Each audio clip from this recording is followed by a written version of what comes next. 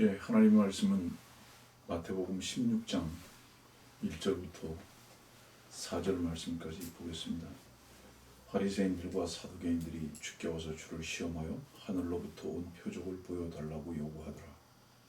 주께서 그들에게 대답하여 말씀하시기를 너희는 저녁이 되어 하늘이 붉으면 날씨가 좋겠구나 라고 말하고 또 아침에 하늘이 붉고 찌푸리면 오늘은 날씨가 굳겠구나 하나니 오 너희 위선자들아 너희가 하늘의 현상은 분별할 줄 알면서도 시대의 표적들은 분별할 줄 모르느냐. 악하고 음란한 세대가 표적을 구하나 선지자 요나의 표적밖에는 줄 표적이 없도다 하시고 그들을 떠나 가시니라.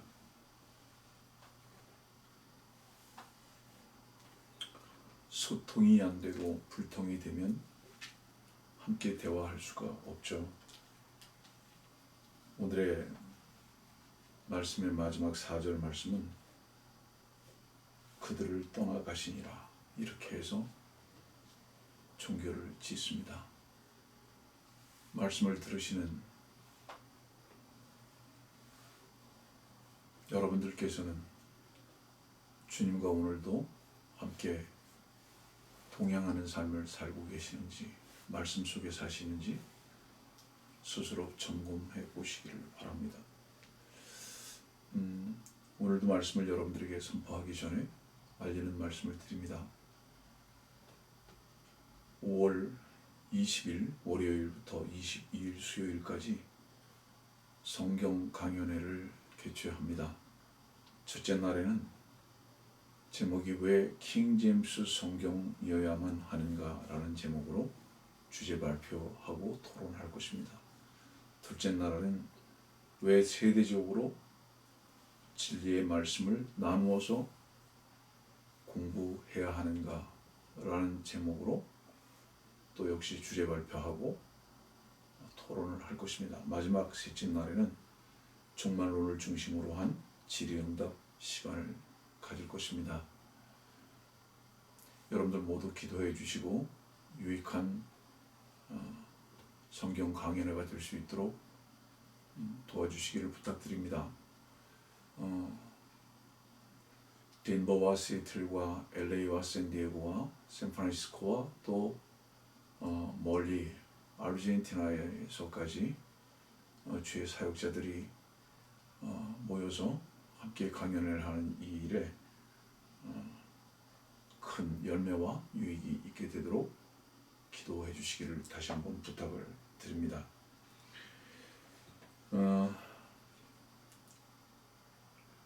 오늘 3절 말씀은 이렇게 말씀을 하십니다. 오 너희 위선자들아 너희가 하늘의 현상은 분별할 줄 알면서도 시대의 표적들은 분별할 줄 모르느냐.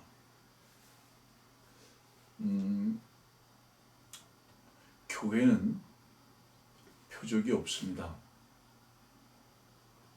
모든 표적은 유대인에게 향하고 있습니다.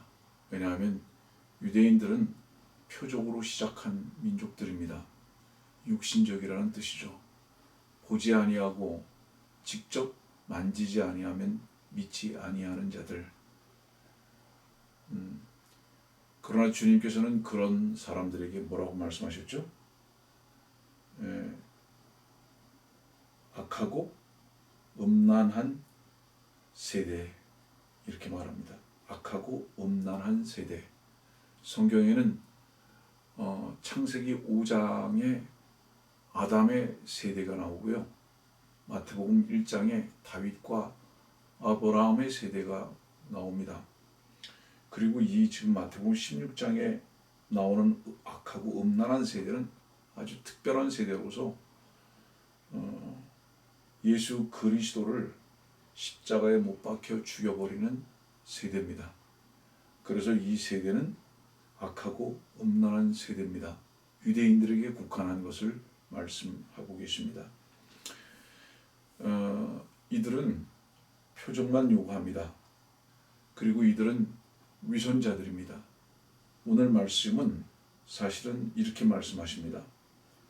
저녁과 아침을 말씀하시면서 날씨를 말씀하십니다. 그러면서 그 말씀을 하시면서 은하의 표적을 말씀하시거든요. 이 말씀은 그 의미가 뭐냐 하면 날씨, 하늘에 속한 현상들하고 은하의 표적들하고는 동일한 사인을 가지고 있다. 동일한 의미의 표적이라는 것을 말씀을 하고 계시다는 것을 잊지 마시기를 바랍니다. 그러면 교회는 분명히 표적이 없거든요.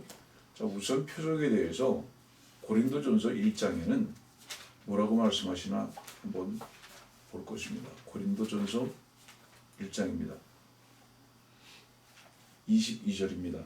유대인들은 표적을 구하고 헬라인들은 지혜를 찾지만 우리는 십자가에 처형되신 그리스도를 전파하노니 이것이 유대인들에게는 거치는 것이 되고 헬라인들에게는 어리석은 것이 되지만 부르심을 받은 사람들에게는 이렇게 했습니다. 다시 말하면 표적과 지혜는 십자가 앞에서 아무 의미가 없다. 다 지나가는 것이다. 여기서 지혜는 철학을 얘기하는 것을 여러분들 아셔야 합니다. 헬라인들은 지혜를 찾지만 이었을 때 여기서 이 지혜는 위로부터 오는 지혜를 말씀하고 있는 것이 아니라 철학을 말하는 것입니다. 그래서 이 철학도 표적도 다 십자가 앞에서는 의미가 없다. 지금 이 말씀을 지금 주님께서는 하고 계신 거예요. 그런데도 불구하고 오히려 유대인들은 표적만 구합니다. 근데 이것이 오히려 십자가는 거치는 것이 돼요. 그러면 십자가를 통해서 무엇이 끝났다는 것인 것을 말씀하고 계시죠. 모든 표적은 끝났다는 것을 말씀하시는 것입니다. 다시 말하면 오늘 마태복음 16장에 표적에 대한 질문을 하실 때에 요나의 표적밖에는 주표적이 없더라라고 말씀하시는 이 의미는 결론부터 말씀드리면은 모든 표적은 내가 죽고 장사되고 부활함으로 그 의미가 다 끝나는 것이다. 종결. 지금 이 말씀을 하시는 겁니다. 다시 말하면 유대인들에게 말씀하시기를 너희들이 지금 표적을 찾는 것은 십자가가 뭔지를 모르는데 내가 죽고 장사당하고 다시 부활함으로 너희들의 모든 은혜와 선물을 줄 것인데 너희들은 그 뜻을 모르고 있다. 지금 이 말씀을 마태복음 16장에서 기록하고 계시고 말씀하고 계신 것을 여러분들 아셔야 됩니다. 그러면 교회 시대는 십자가로 인해서 시작된 것이거든요. 그렇기 때문에 표적이 없는 겁니다. 교회는. 혹자들은 이렇게 생각할 겁니다. 방언은 표적이 아니냐고. 예, 방언 표적입니다. 그러나 모든 방언은 어디를 향하고 있는지 아십니까? 유대인들을 향하고 있다는 것을 절대로 잊어버리지 마십시오. 그 부분에 대해서 여러분들에게 강연할 기회가 있을 테니까 오늘은 그 부분을 깊이 있게 다루지는 않을 것입니다. 한 가지만 말씀드리면 사도행전 2장에 나타나고 있는 그 방언은요. 결국은 모두가 다 유대인들만 속하고 있다는 것을 절대로 잊어버리지 마십시오. 그러면 교회는 지금 어떤 표적이 있을까요? 예를 든다면요. 교회에게는 직접적으로 주는 표적은 없습니다. 그렇지만 간접적으로 우리들이 하나님의 시간표 속에서 하나님께서 어떻게 일하고 계신가라는 것이 밖으로 나타나는 것들은 얼마든지 있습니다. 그것이 뭐죠? 첫째는 1948년도에 이스라엘의 독립입니다. 그 외에 또 무엇이 있죠? UFO의 출현. 그 외에 무엇이 있죠? 동성애의 만연. 너무 많이 있습니다. 그 교회 시대 때도 이런 표적들이 있거든요. 그럼 이런 표적들은 교회에 주셨다는 표적보다는 이런 것들이 가져다 주는 그 표적의 의미는 주의 재림이 가까웠다는 것을 나타내 보여주고 계신 것입니다. 이스라엘의 독립, UFO의 출현, 동성애의 만연, 이런 모든 것들이 외적으로 나타나는 현상들이거든요. 그 자체가 무엇을 의미하느냐? 주의 재림이 가까웠다는 것을 의미하는 것입니다. 그러면 주의 재림이 가까웠다는 것은 역설적으로 다른 측면에서 그것은 무엇을 의미하는 것이냐면 교회의 휴거는 표적이 없지만은 분명히 교회의 휴거는 재림 전 7년 전이기 때문에 그만큼 우리 앞에 바로 문 앞에 와 있다는 것을 말합니다. 마태복음 24장에 문 앞에 와 있다는 그 문 앞은 교회의 휴거를 말하는 게 아닙니다. 재림을 말하는 거예요. 이 정도로 설명하고요. 오늘 본문의 말씀에 들어가서 생각을 해볼 것입니다. 지금 하늘의 현상에 대해서 주님께서 말씀하셨거든요. 그럼 이 하늘의 현상과 요나의 표적은 같은 현상이다. 지금 이 말씀을 하고 계십니다. 그런데 위선자들이라는 것을 왜 말씀하고 계시냐면 너희 위선자들아 3절에 이렇게 말씀하셨거든요. 너희 위선자들아. 왜 위선자들이냐? 너희들은 하나님을 사랑하고 믿는다고 하면서도 사실은 하늘로부터 오는 표적을 요구하고 있으면서도 사실은 너희들은 하늘 현상에만 관심이 있다. 근데 그 하늘 현상에 관심이 있는 게 뭔지 아십니까? 무엇을 먹을까, 무엇을 마실까에 대한 관심입니다. 직업적인 관심, 어떻게 놀 것인가에 관심, 이 세상의 관심만을 가지고 있다는 거죠. 이게 위선자들이라는 얘기입니다. 데살로니가 전서 5장 1절에는 이런 말씀이 있습니다. 한번 보겠습니다. 데살로니가 전서 5장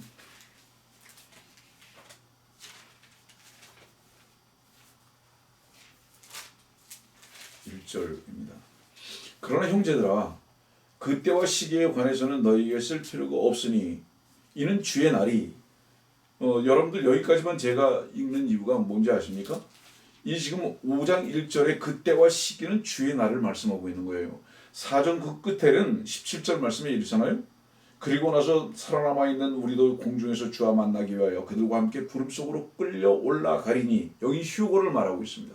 4장 17절 말씀은 휴거를 말씀하고 있는 거예요. 휴거 이후에 곧바로 무슨 일이 일어나는 줄 아느냐? 5장 1절에 그때와 시기, 재림입니다. 주님의 재림. 그러고 나서 2절에는 이는 주의 날을 말씀하고 있어요. 다시 말하면 재림은 휴거 이후에 일어나는 것이다 라는 것을 정확하게 이 데살로니가전서 4장 5장에 걸쳐서 말씀하고 계시는데 제가 지금 데살로니가전서 5장 1절에 그때와 시기에 대해서 읽어드린 이유는 뭐냐 하면 하늘의 현상에 대해서는 관심들이 있는데 실상은 그때와 시기에 대해서는 아무 관심이 없는 이게 위선자라는 얘기죠. 공부도 배웁니다. 주의 재림에 대해서 교회의 휴거에 대해서 배우기도 다 배우긴 하는데 설교를 듣기도 하는데 실상은 어디에만 관심이 있느냐? 내일 날씨가 어떨까? 더울까 추울까? 비가 올까 눈이 올까? 다시 말하면 이 세상에 살아가는 것 외에는 관심이 없다. 주님께서는 이런 사람들을 위선자들이라고 말씀하시면서 책망하신 것이 마태복음 16장의 말씀인 것을 여러분들 꼭 기억하시길 바랍니다. 이 지금 요나의 표적에 대한 이 말씀은요 마태복음에만 자세히 기록되어 있습니다. 마가복음에는 아주 일부 이 요나의 표적이라고 말씀하고 있지는 않아요. 이따가 나중에 다룰 것이니까 이 부분은 넘어가는데요. 마가복음에만 잠깐 이 부분을 다루고 있습니다. 하늘의 현상에 대해서. 그 이유가 뭘까요? 다시 말하면 이 악하고 음란한 세대는 처음에 말씀드렸듯이 유대인들에게 대상을 하고 말씀하신 거고요. 그 다음에 마가복음에는요. 이 마태복음 자체가 그렇잖아요. 이 천국복음이잖아요. 왕국복음이고 유대인들을 대상으로 한 복음 아닙니까? 그렇기 때문에 이 유대인들을 대상으로 한 이 복음서이기 때문에 마태복음 16장에만 자세하게 기록되어 있습니다. 마가복음은 그럼 무엇일까요? 마가복음은 이방인들의 믿는 자들과 종에게 주신 말씀이거든요. 그 의미가. 그러다 보니까 아주 살짝 지나가고 말았습니다. 근데 누가복음이나 요한복음 같은 경우는 이 요나의 표적에 대해서 주님께서 다루고 계시지 않습니다. 그 저자가. 이유가 뭘까요? 실제적으로 교회, 누가복음이요. 이방인들이 믿는 자들, 모든 인자와 같이 육신을 입고 이 땅에 있는 모든 자들은 사실은 누가복음에 속한 자들이거든요. 누가복음 19장 10절의 말씀이 이렇게 말씀하십니다. 누가복음의 주제죠.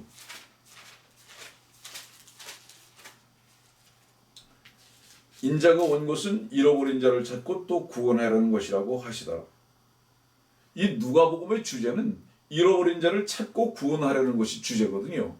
그래서 잠깐 말씀드리면 마태복음은 메시아가 주제입니다. 그러나 누가복음의 주제는 메시아가 아니라 구세주입니다. 그래서 지금 구세주가 주제인 누가복음은 요나의 표적에 대해서 지나가고 계신다. 요한복음도 마찬가지예요. 요나의 표적 다루지 않으세요. 이 부분은 조금 더 자세히 말씀을 드릴 것입니다. 본문으로 다시 돌아가서요. 2절 말씀은 저녁이 되어 하늘이 붉으면 날씨가 좋겠구나라고 말하고, 또 아침에 하늘이 붉고 찌푸리면 오늘은 날씨가 굳겠구나 하나니, 우리는 말씀을 읽을 때에 조금 세심해야 하게 보고 관찰해야 할 필요가 있고, 그럴 훈련이 우리들에게 꼭 유익하다고 저는 생각합니다.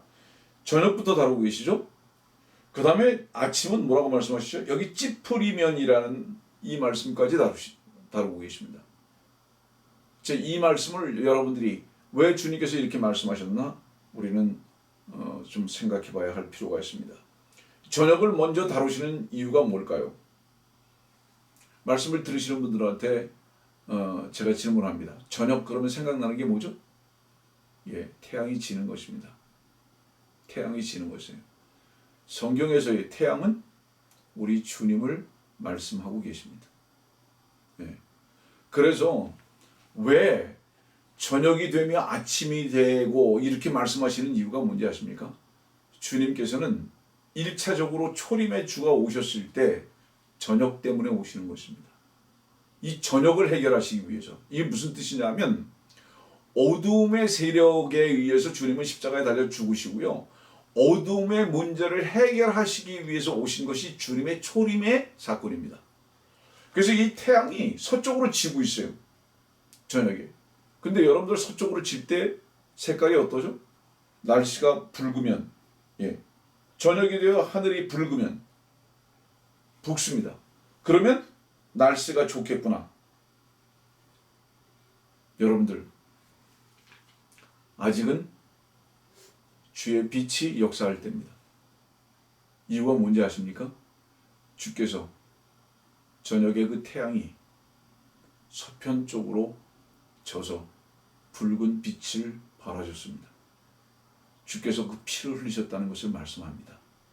그렇기 때문에 이 피를 흘리신 이 주님의 역사에 동참되어지는 자들은 빛이 무엇인지를 알 수 있고, 주께서 십자가에 달려 죽으신 것으로 인해서 진리는 확정되어졌고 빛이 무엇인지를 알게 하시기를 원하셨습니다. 그런데 문제는 뭐냐면 분명히 우리는 베드로전서에 있는 말씀과 같이 어두움에서 불러내서 놀라운 빛 가운데로 우리를 불러내셨지만은 이건 구원받은 자들을 얘기하는 거예요. 그런데 지금 이 빛이 역사하고 있는데도 불구하고 이 빛을 받아들이지 않는 거예요. 전부 다 뭐예요? 눈먼 자들입니다. 남에서부터 다 봉사들인 거예요. 자, 그래서 저녁을 먼저 다루고 계십니다. 주님께서는, 자, 다시 좀 구체적으로 점검해 보죠. 태양은 동쪽에서 떠서 서쪽으로 집니다. 성경에서 이 태양은 주님을 의미한다고 말씀드렸습니다. 그래서 성경에서도 모든 일들은 동쪽에서 서쪽으로 움직이는 것은 다 긍정적입니다. 태양이신 주님과 동일한 길을 걷는 것을 말합니다. 십자가로 가는 거죠. 날마다 자기 십자가를 지는 것을 말합니다. 그런데 서쪽에서 동쪽으로 움직이는 것은 다 부정적입니다. 그 시작이 뭐죠? 카인이죠. 또 뭐죠? 야곱이 아버지 집을 떠나는 것이죠. 다 서쪽에서 동쪽으로 움직이는 것입니다. 이런 모든 것들은 다 부정적인 것이죠. 이건 이유가 뭐죠? 태양하고 거꾸로 가기 때문에 그렇습니다. 그 태양하고 거꾸로 가는 것은 무엇일까요? 이건 지구입니다.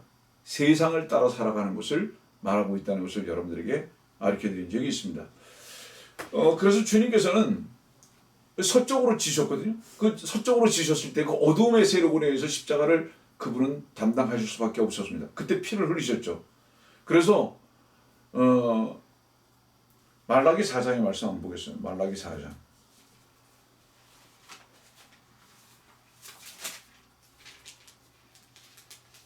말라기 4장 2절입니다. 그러나 내 이름을 두려워하는 너희에게는 의의 태양이 그의 날개에 치유를 가지고 솟아오르리니 그리하면 너희는 나가서 외양간에 소양한 송아지들처럼 자라리라.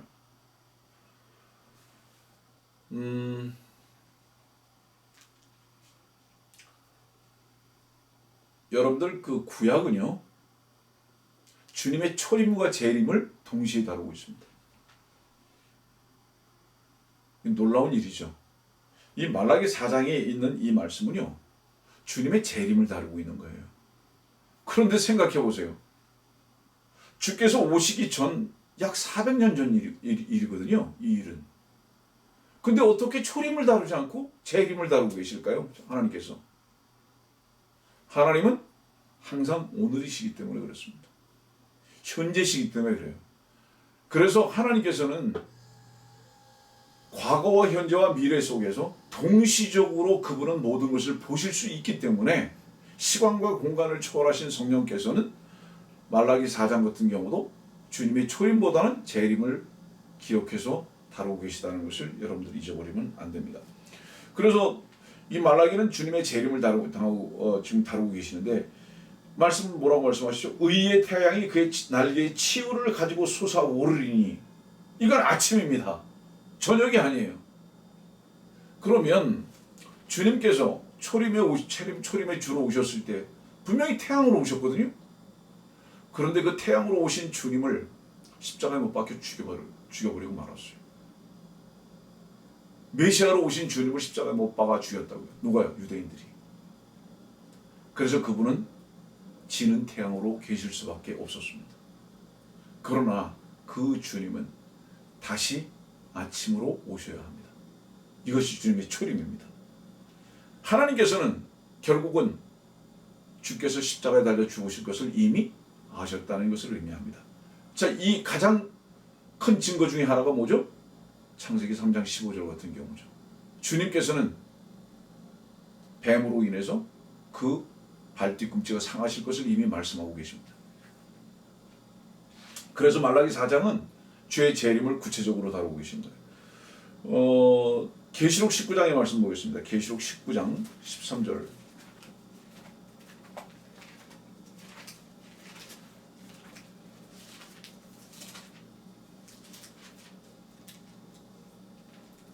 계시록 19장 13절입니다. 피에 적신 옷을 입었는데 그의 이름은 하나님의 말씀이라고 부르더라. 또 하늘에 있는 군대들이 희고 정결한 세마포를 입고 흰말을 탄 그를 따르더라. 그의 입에서는 예리한 칼이 나와서 그것으로 민족들을 칠 것이요 또 철장으로 그들을 다스릴 것이며 그는 전능하신 하나님의 맹렬한 진노의 포도즙들을 밟으실 것이라. 여기 15절 말씀 보면 그의 입에서는 예리한 칼이 나와서 그것으로 민족들을 칠 것이라고 그랬거든요.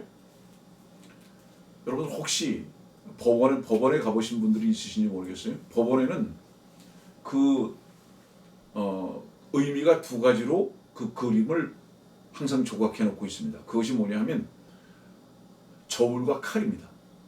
이 저울과 칼을 이 두 가지를 조각해 놨다는 것은 무엇을 의미하느냐면 공평한 저울이라는 거죠. 누구에게나 다 법을 공평하게 적용하겠다는 것입니다. 그리고 그 공평한 저울에 의해서 정확하게 그 칼로 심판하겠다는 바로 그 의미가 법원의 의미거든요. 근데 문제는 뭐예요? 이어령 비어령 자기 마음대로죠. 예. 권력 있고 돈 있는 자들은 가볍게 해주기도 하고 아무 무게를 느끼지도 않게 하고 그래서 그 칼이 전부 다 날선 칼로 쓰여질 수밖에 없는 것이 지금 이 시대의 법원인 것을 압니다. 그래서 주님만이 공평한 저울과 추로서 그분이 오실 때 이 칼을 쓰시는 거예요. 그분만이 정확한 재판을 하십니다. 얼마나 억울한 사람들이 많은지 몰라요. 얼마나 속은 사람들이 많은지 모릅니다. 그러나 저는 이런 교제를 자주 합니다.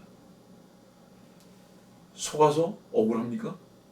당신이 또 다른 일로 인해서 억울합니까? 어차피 지금도 당신은 속고 있습니다. 죄송합니다. 충격을 받으실지 모르지만 말씀을 듣고 계신 지금 당신 현재도 속고 계십니다. 왜냐고요? 주님 앞에서 살지 아니하고 주님 안에서 그리스도 안에서 살지 않는 그 모든 것은 다 속는 겁니다. 그것이 사실적이라 하더라도 다 속는 겁니다. 정말이에요. 왜냐하면 생각해 보세요. 창세기 3장에 마귀 사탄이 어떻게 속였는지 아십니까? 사실적인 것 가지고 속였어요. 놀랍죠? 그래서 사실적인 것에 귀가 열리고 사실적인 것에 눈이 떠지면서 하나님의 놀라우신 그분의 말씀이 전부 다 거짓말이 되어버리고 말았습니다. 당신은 오늘 보이는 것과 들리는 것에 그 사실에 의해서 만일에 당신이 산다면, 그 의미 속에서 산다면 당신이 지금 현재 속고 있는 거예요. 이 의미의 뜻을 알고 여러분들이 말씀을 들으시는지 모르겠지만 우리는 항상 이런 말들을 자주 씁니다. 사실이라고. 예, 그래서 속은 겁니다. 무엇만이 참된 거죠? 우리 주 예수 그리스도 한 분만 참되신 것을 마음 깊이에서 인정하시길 바랍니다. 벌써 시간이 많이 갔네요. 죄송해요. 이 계시록 19장을 지금 여러분들이 읽어드린 이유가 뭔지 아십니까? 말라기 4장에 있는 말씀과 함께 이것을 읽어드린 이유가 뭔지 아세요? 주의 재림이거든요. 이번 계시록 19장은. 근데 그 옷이 다 피에 젖었어요. 진노의 포도주 틀을 밟았다 이렇게 말씀하시거든요. 포도즙 색깔, 진노의 피, 태양빛, 동일한 색깔을 말씀하고 있습니다. 마태복음 27장 한번 보겠습니다. 마태복음 27장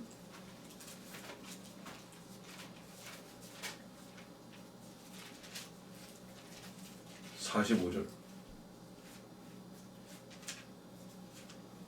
제6시에서 제9시까지 어두움이 온 땅을 덮었더니, 여러분들 여기 제6시에서 제9시까지는 태양의 시간으로는 12시에서 오후 3시입니다. 가장 태양이 강렬하게 비칠 때입니다. 예. 정말로 정오죠. 정오부터 3시까지. 왜냐하면 이거 유대인의 시간을 쓴 거니까요. 유대의 6시는 12시니까요. 그런데 이 정오가 어둠이 온 땅을 다 덮었어요. 이유가 뭐예요? 태양이신 주님께서 그 숨을 거두시는 겁니다. 그래서 주님께서는 이 태양으로 오셨지만은 그가 십자가를 지고 죽으실 때, 그 피를 흘리셨을 때 서쪽 하늘은 붉게 물드는 바로 이런 하늘의 현상을 나타내는 것을 여러분들이 이 말씀 속에서 보셔야 할 것입니다. 다시 말라기 4장으로 한번 가보겠습니다. 말라기 4장이요. 1절 말씀은 이렇게 말씀하시죠. 화덕같이 탈 그날이 오기 때문이니, 화덕같이 탈 그날이 온다. 네, 다 태워버린다 이 말이죠. 그래서 그날이 그들을 태우리니, 재림의 주께서 오실 때 바로 상황입니다. 자, 그 다음에 또 3절 말씀 봅시다. 너희 발바닥 밑에 재가 될 것이기 때문이라. 언제요? 재림의 주께서 오실 때.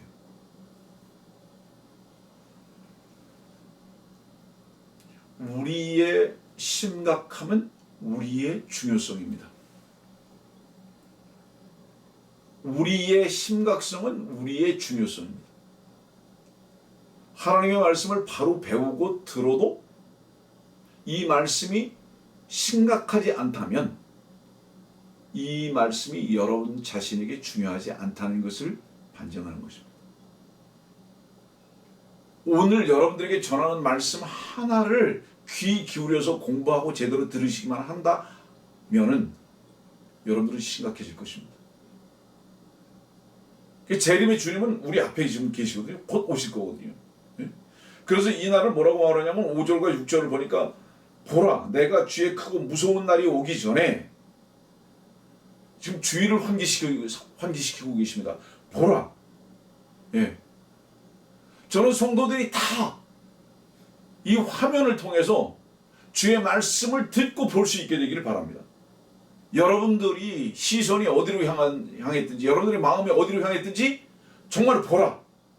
주의 크고 무서운 날이 속히 온다.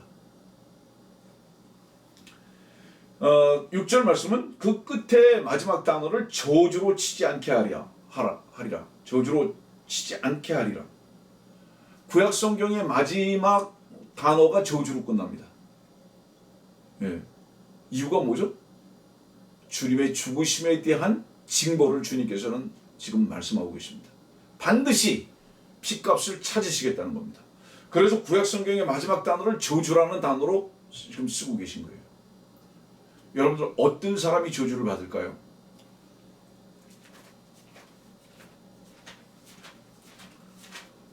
요한복음 보겠습니다.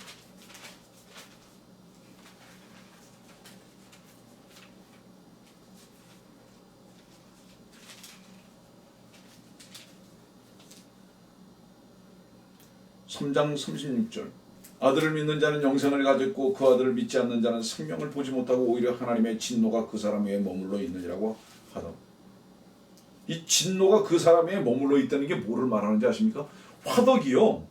이 지금 말라기 4장 1절에 이 화덕이 그 머리 위에 있는 거예요. 숯불이 타가지고. 이게 쏟아질 때가 있는데 지금 이걸 모르는 겁니다. 아직은 머물러 있는 거예요. 얼마 동안? 2000년 동안. 주님께서 오실 때까지는 머물러 있는 거예요. 그러나 주님께서 오시는 바로 그날의 그 진노의 화덕은 쏟아져 버릴 것입니다. 믿지 않는 바로 당신의 머리 위에. 그 믿지 않는 증거가 그럼 무엇일까요?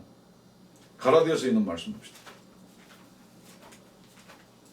저주라는 말씀을 그냥 지나치고 갈 수는 없어서 갈라디아서 3장에 있는 말씀을 보면 13절입니다.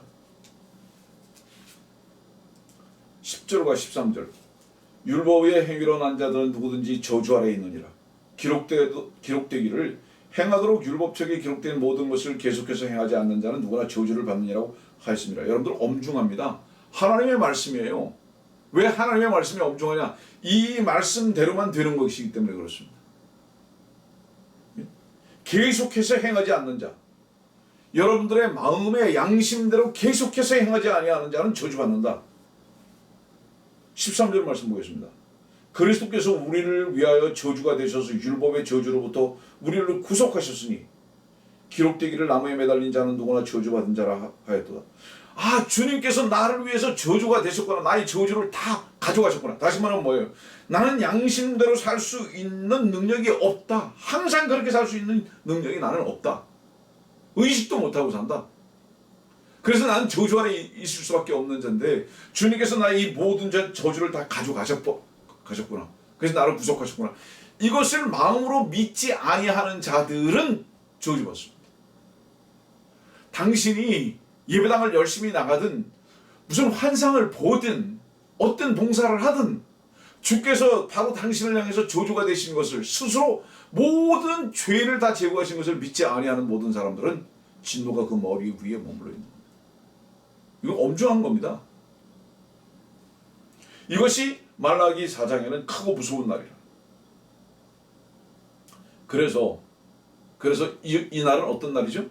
이 날은 아침이거든요. 이 날은 아침이에요. 이 진노가 쏟아부어지는 날, 이 저주가 쏟아부어지는 날, 모든 것이 다 타서 죄가 되는 바로 이 날. 그래서 이 날은, 이 아침은 어떤지 아십니까? 마태복음 오늘에 있는 말씀 16장 아침을 뭐라고 말씀하셨는지 봅시다. 3절 또 아침에 하늘이 붉고 찌푸리면 오늘은 날씨가 굳겠구나 하나님. 왜 이 날이 붉고 찌푸리는 줄 아세요? 화덕같이 다 탈 것이니까. 전부 다 심판의 저주 아래 있을 것이니까. 계시록 19장에 포도주 틀을 밟을 것이라고 그랬지 않습니까? 예? 찌푸리는 날이죠. 그 얼굴에 기쁨이 있는 자들은 없습니다. 감사와 찬송이 있는 자는 없습니다. 예? 그래서 그 주님께서 다시 재림의 주로 오시는 그날 아침은 찌푸릴 수밖에 없는 날. 그런데도 불구하고 주님께서는 오늘의 말씀을 통해서 뭐라고 말씀하신지 아십니까? 너희는 정말로 악하고 음란한 세대다. 왜? 표적만 구하니까. 그렇지만은 그래도 내가 너희들한테 한 가지 줄 선물은 있다. 그건 뭔지 아냐? 요나의 표적이다. 너희가 나를 비록 죽일 것이지만 내가 너희들에게 줄 것 하나 있는데 그건 요나의 표적이다. 그럼 요나가 어떤 사람인지 한번 봅시다. 요나서 1장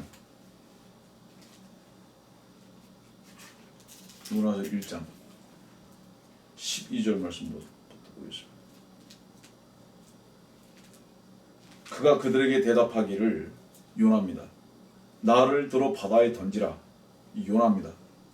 그리하면 바다가 너희에게 잠잠해지리라. 이는 나로 인하여 이 큰 폭풍이 너희에게 임한 것을 내가 알기 때문이라 하였더라.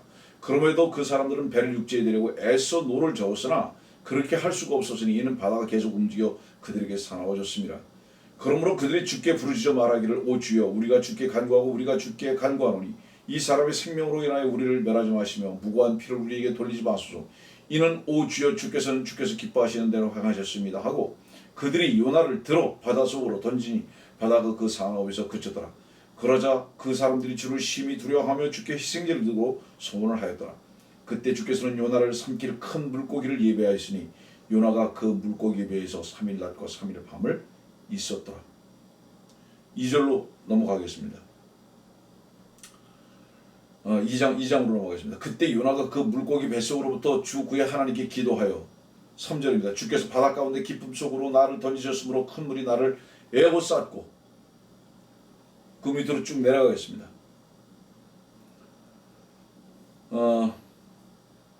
10절입니다. 주께서 그 물고기에게 말씀하시니 그 물고기가 요나를 육지에다 토해내었더라. 자, 여러분들 이 말씀을 요약합니다. 요나가 죄를 대신해서 바다 가운데 던져집니다. 그랬더니 풍랑이 그칩니다. 그래서 3일 낮 3일 밤을 그 물고기 뱃속에 있습니다. 그리고는 다시 3일 낮 3일 밤이 지나고 난 다음에 토해졌습니다. 물고기에서 육지에다 토해졌습니다. 그리고 난 다음에 요나가 못했죠? 니느웨에 가서 복음을 전했습니다. 주님께서는요 언제부터 복음이 되셨는지 아십니까? 주님의 죽고 장사 지내고 다시 사흘 만에 부활하시고 난 다음에 주님께서는 니느웨 이방인들에게 복음이 되셨습니다. 여러분들 지금 은혜 시대라고 그러죠? 왜 은혜 시대라는 말, 교회 시대라는 말이 왜 나오는지 아세요? 사실은 주 예수 그리스도의 죽으심과 장사 지내심과 다시 부활하심이 없으면요 지금은 은혜 시대라는 표현을 하는 게 아니에요. 저주의 시대입니다. 개와 같은 시대인 거예요.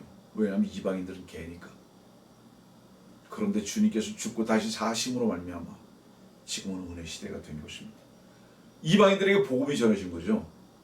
주님께서는 이 요나의 모습으로 십자가를 지시고 저주가 되셔서 죽으시고 장사되시고 사흘 만에 다시 부활하셨습니다. 이 요나의 표적이죠. 주님께서는 내가 너희들에게 줄 표적은 이것밖에 없다. 이 말씀은 뭐죠? 하늘의 현상과 함께 내가 죽고 피 흘리는 것으로 인해서 동참되어진다면 너희들은 저주가 무엇인지 경험하지 않아도 된다. 진노가 무엇인지 너희들은 경험하지 않아도 된다. 왜? 이 저주와 진노는 내가 대신할 것이기 때문에 너희들에겐 바로 이 선물을 주기를 원한다. 비록 너희들이 악하고 음란한 세대지만 난 너희들에게 참된 이 은혜의 복음이 되기를 원한다는 말씀을 오늘 이 말씀 가운데 사실은 하고 계신 거예요. 여러분들 이스라엘의 역사하시는 하나님의 시간표를 보면은요 이 요엘서 2장 같은 경우는 한번 봅시다. 요엘서 2장.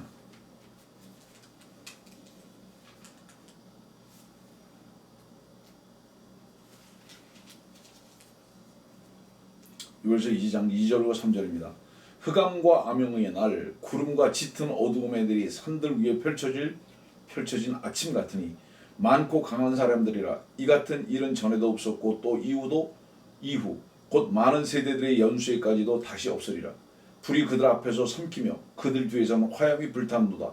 그 땅은 그들 앞에서는 에덴의 동산 같으나 그들 뒤에는 황량한 광야 같으니 정녕 어떤 것도 그것들을 피하지 못하리라. 전부 다 불타는 거 지금 말씀하고 있거든요.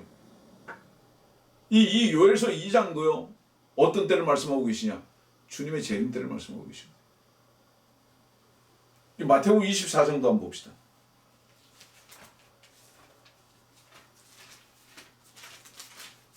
마태복음 24장 30절입니다. 29절 30절. 그 날들의 환난 후에 즉시 해가 어두워지며 달이 그 빛을 내지 아니하며 별들이 하늘에서 떨어지고 또 하늘들의 권능들이 흔들릴 것이라. 그 후에 하늘에 있는 인자의 표적이 나타나리니 땅의 모든 지파들이 통곡할 것이며 또 그들은 인자가 권세와 큰 영광으로 하늘의 구름을 타고 오는 것을 보리라. 주의 재림이거든요. 주의 제일 뭐죠? 오늘 말씀드렸듯이 아침입니다. 이 아침이 왜 붉으냐 이 말이죠.